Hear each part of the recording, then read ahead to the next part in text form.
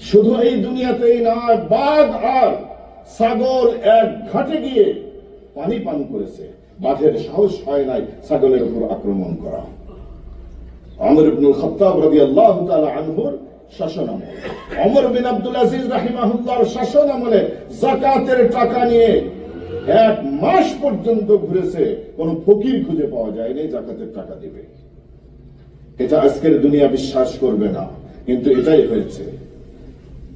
নীল থেকে ফুরাত পর্যন্ত একটি উর্বশী সুন্দরী তরুণী তন্নি যদি সেজে বুঝে যদি একা একই যেত, দুনিয়াতে এমন কোন বখাটে মানুষ ছিল না, এমন কোন বখাটে যুবক ছিল না যে এই নারীর দিকে একটু বাঁকা চোখে তাকাবে। নবী আলাইহিস সালাতু ওয়াস সালামের প্রশিক্ষিত বাহিনী কি আখলাক ওয়ালা বানিয়েছেন নবী আলাইহিস সালাম।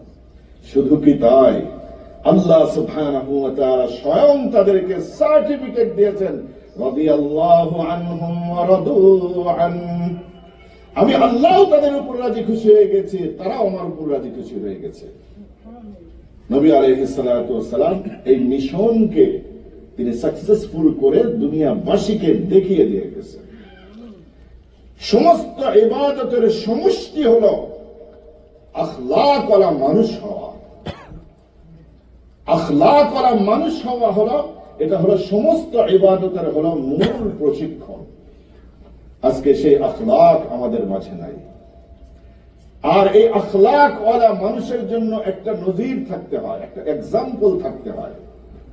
দেখেন আমাদের দেশের বাচ্চারা ক্রিকেটারদের যে যে ক্রিকেটারকে পছন্দ করে তার হলো জার্সি গেঞ্জি গায়ে দেয়, যে যে খেলোয়াড়কে পছন্দ করে তার জার্সি গায়ে দেয়। কেউ হলো CR7 এর জার্সি গায়ে দেয়, কেউ হলো মেসির জার্সি গায়ে দেয়, কেউ হলো সাকিবুল হাসানের জার্সি গায়ে দেয়। কারণ হলো সে তাকে ফলো করে, সে তার হলো ফ্যান, ফলোয়ার। মুহাম্মদুর রাসূলুল্লাহ সাল্লাল্লাহু আলাইহি ওয়াসাল্লামকে দুনিয়ার সমস্ত মানব জাতির জন্য ফলো করা যায়, এই ধরনের এক্সাম্পল আল্লাহ সুবহানাহু ওয়া তাআলা নিজে বানিয়েছেন।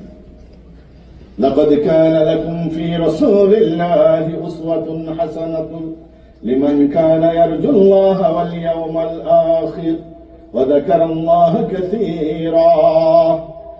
তোমাদের জন্য মুহাম্মদুর রাসূলুল্লাহ সাল্লাল্লাহু আলাইহি ওয়াসাল্লামের জীবনে রয়েছে উত্তম আদর্শ।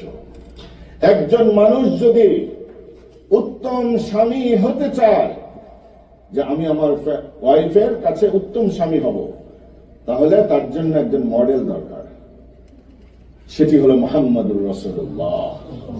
একজন যে উত্তম দাদা হতে চায়, নানা হতে চায়, তার জন্য উত্তম আদর্শ হলো মুহাম্মদুর রাসূলুল্লাহ।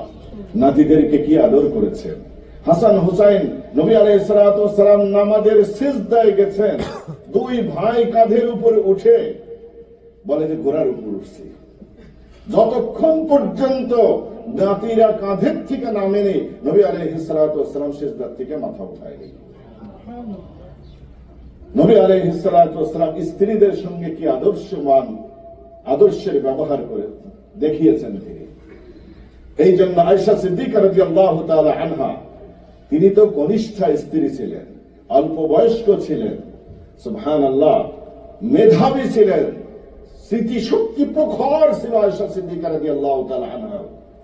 সেই জন্য তাকে জিজ্ঞেস করা হলো যে নবী হিসাবে কি, এটা তো আমরা জানি, স্বামী হিসাবে নবী আলাইহিস সালাতু ওয়াস সালামের আখলাকটা কেমন।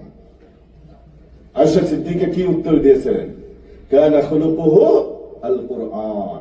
আমার হাজবেন্ডের, আমার নবীর চরিত্র যদি তোমরা দেখতে চাও, আমার স্বামীর চরিত্রটা হলো কোরআনের হুবহু ফটোকপি। কোরআনে যা আছে আমার নবীর আখলাকে চরিত্রে তাই আছে। যদি সিফাহ সালার হিসাবে উত্তম সিফাহ সালার যদি হতে চায়, তার দৃষ্টান্ত হলো মুহাম্মদুর রাসূলুল্লাহ। শাসক হিসাবে যদি কেউ আদর্শ দেখতে চায়, তার দৃষ্টান্ত হলো মুহাম্মদুর রাসূলুল্লাহ সাল্লাল্লাহু আলাইহি ওয়াসাল্লাম। দেখুন, এই আখলাক ওয়ালা মুসলমান বানানোর জন্য তিনি এই দুনিয়াতে আসছেন। আজকে আমরা মুসলমানরা কিছু মানুষ আমরা নামাজি, আলহামদুলিল্লাহ। দেখুন 2 বিলিয়ন মুসলমান দুনিয়াতে এখন। এর মধ্যে নামাজ পড়ে কত পার্সেন্ট বলেন তো? Only the average 7%। প্রতি 100 জন মুসলমানের 97 জন বেনামাজি, আর 7 জন মুসলমান নামাজ পড়ে। এইটা আমরা আমাদের নর্থ বেঙ্গলে একটা বড় হাট আছে, সেই হাট আমরা বাল্যকাল থেকে দেখে আসছি। 30-40 হাজার লোক হয় হাটের দিন, রবিবারে হাটটা লাগে সকাল থেকে সন্ধ্যা পর্যন্ত। তো বাল্যকালে সেই হাটে গিয়েছি, গত 2 বছর আগে যখন দেশে গেছি, একটা অনুষ্ঠান করবে, গরু কিনতে যাবো, আমার ভাইরা আমাকে বলে যে চলো যাই, তুমি দেখে আসো হাটটা। সব করে গেলাম।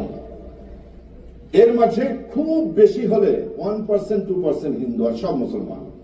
30-40 হাজার লোক হাটে। একটা ছোট্ট মসজিদ আছে, জহরের নামাজ যখন পড়তে গেলাম, জহরের নামাজে হাতে গোনা 20 থেকে 30 জন মুসলমান নামাজ পড়ল। তাহলে বিশ্বাস হয়? আমার আম্মা যে গ্রামে জন্মগ্রহণ করেছে, আমার নানার বাড়ি গ্রামের, সেই গ্রামে বেড়াতে গেছি। যাওয়ার পরে জহরের নামাজে মসজিদ বন্ধ, আসরের নামাজে মসজিদ বন্ধ। দেখি যে একজন ভদ্রলোক গামছা ঘাড়ের উপর নিয়ে তিনি গরুকে খাবার দিচ্ছে। আমি যে তাকে জিজ্ঞেস করলাম যে চাচা, আপনারা কি মসজিদ খোলেন না? তখন আমাকে বলতেছে যে বাবা, আপনার বাড়ি কোথায়? আমি বললাম যে অমুক জায়গায়। বলতেছে আপনার আব্বার নাম কি? আমি আব্বার নাম বললাম। তখন ওই ভদ্র আব্বার নাম বলার সাথে সাথে তিনি আমার আম্মার নাম বলতেছে, আর বলতেছে তুমি তো আমার ভাগ্নে হও, দুই সম্পর্কে মামা হয় আমার। এইবার আমি মামাকে ধরলাম, মামা আপনি কি মসজিদ করেন না? হ্যাঁ বাবা, আমরা তো নিয়মিত করি, প্রতি শুক্রবারই করি। আমার আম্মা ওই গ্রামে জন্মগ্রহণ করেছে। এর হলো মুসলমান। আজকে দেখেন মুসলমানদের মধ্যে নামাজি 7% আছে। জাকাত দেনেওয়ালার সংখ্যা আরো কম, রোজা রাখনেওয়ালা, হজ করনেওয়ালার সংখ্যা আরো কম।